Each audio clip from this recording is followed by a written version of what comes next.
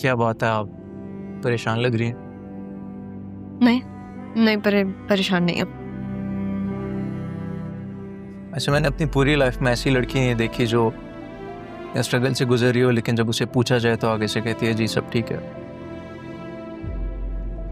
हालांकि मैंने आपको इतनी बार कहा कि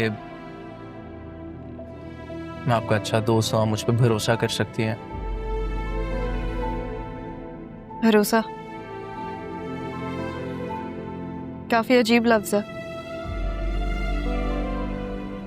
तो आप कर लेते हो तो फिर हर लम्हा आजमाइश बन जाता है, और नहीं करते तो आप टूट जाते हो। जिस चीज ने मुझे सबसे ज्यादा तोड़ा है वो भरोसा ही तो है। अब सोचती हूँ तो थोड़ा सा डर लगता है। वैसे इतनी सी उम्र के लिए फिलॉसफी कुछ ज्यादा नहीं होगी? जब जख्म गहरे होते हैं ना तो लफ्ज फलसफा बन जाता है। छोटी उम्र में जब आपको सबक सीखना पड़ता है ना, तो आप वक्त से पहले ही सोचना शुरू कर देते हो। कब तक पहुंच रहे हैं हम? हमारी मीटिंग में है ना? भाई कितनी देर है? 10 मिनट।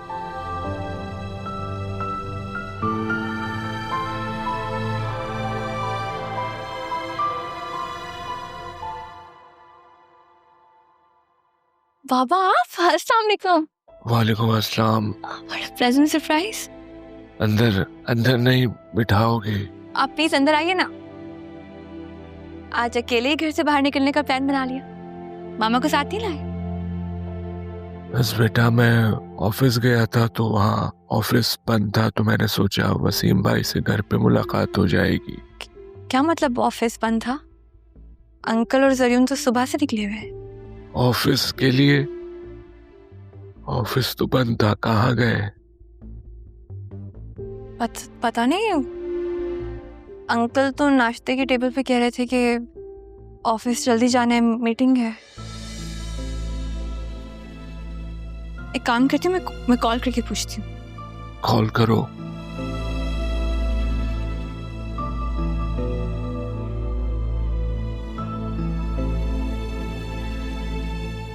क्या हुआ? फोन बंद है। अंकल को ट्राई करती हूँ।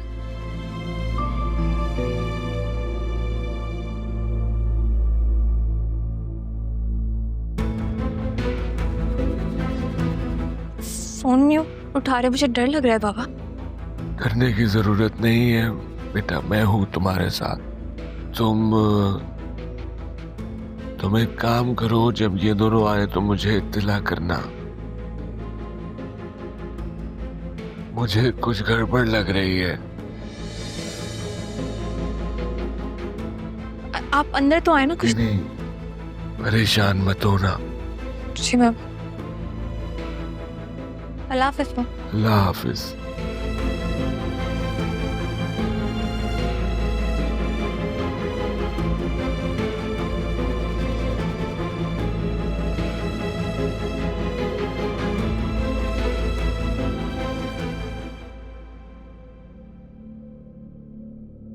मैंने कहा था तुमसे कि बतूल को वहीं रहने दो, खुल के बात भी नहीं हो सकती, यहां आना पड़ रहा है भामे। आपने तो कहा था कि चाचू ठीक नहीं होंगे। ठीक तो होना दूर की बात है, उनके तो पर निकलना है। ऑफिस पहुंच गए वो। वाह, आज ऑफिस आए हैं, कल हमारे गिरबान तक भी पहुंच जाएंगे।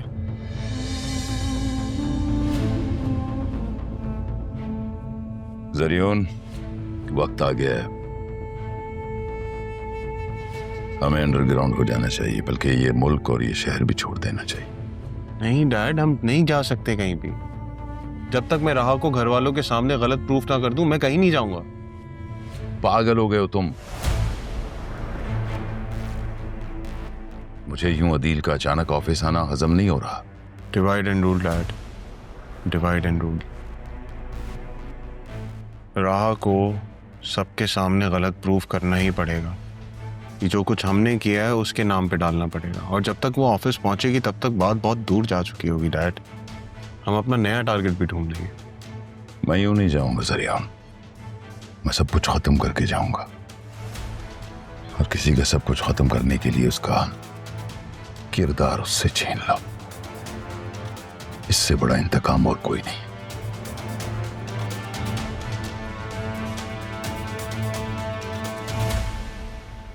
घर चले? नहीं, मैं घर नहीं जा रहा, तुम जाओ। तुम घर जाके कोशिश करो कि बतूल को अदील के पास भिजवाओ। ये क्या तरीका है? घर होते भी हम बेघर हैं।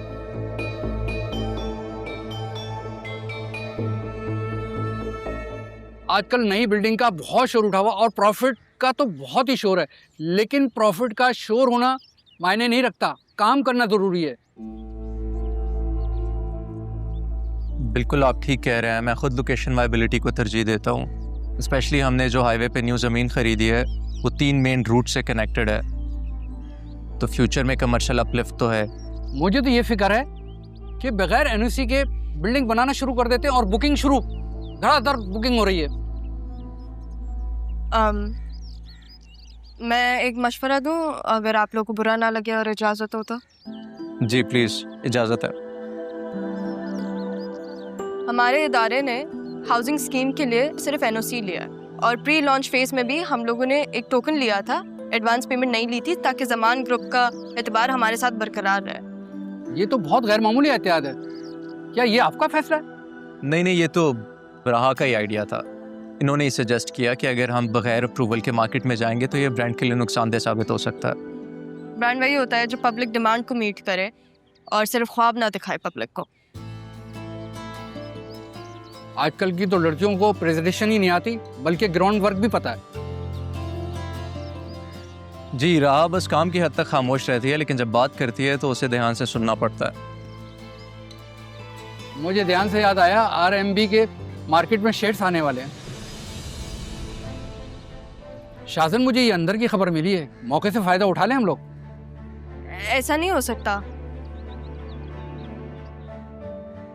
मेरा मतलब आप लोग वो शेयर्स मत लें और प्लीज किसी और को भी खबर ना पड़ने दें।